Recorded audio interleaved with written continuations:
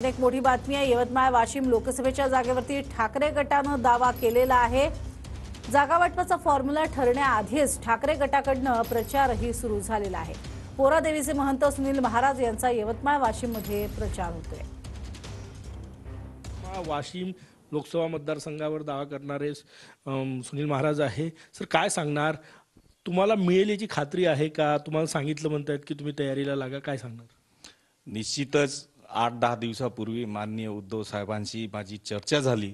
यवतमाळ वाशिम लोकसभा मतदारसंघाविषयी मला तिकीट देण्याचे त्यांनी जे जाहीर केलं किंवा शब्द दिला, त्यामुळे एक नवचैतन्य निर्माण झालेला आहे आणि यवतमाळ वाशिमचा उमेदवार मी आहे। त्या अनुषंगाने मी प्रचार सुद्धा सुरू केलेला आहे। ही जागा काँग्रेसने लढवली होती गेल्या वेळेस।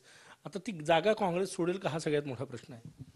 गेल्या वेळेस ही जागा काँग्रेसनी लढवली होती, परंतु शिवसेनेच्या मान्य भावनाताई गवळी हे शिवसेनेच्या तिकीटावर निवडून आल्यामुळे तिथे क्लेम उद्धव बाळासाहेब ठाकरे यांच्या शिवसेनेचा आहे आणि माणिकराव ठाकरे साहेब काँग्रेसचे हे 1,18,000 मतांनी पराभूत झाले आणि यवतमाळ वाशिम हा बंजारा बेल्ट असल्यामुळे माननीय साहेबांनी मला आदेश दिले की ही जागा आपण सोडून घेऊ आणि विजयी सुद्धा तिकीट सुद्धा तुम्हाला देऊ आणि मायबाप जनतेच्या सहकार्याने तुम्ही विजयी सुद्धा होईल असं अभिवचन सुद्धा दिलेलं आहे। तिकीट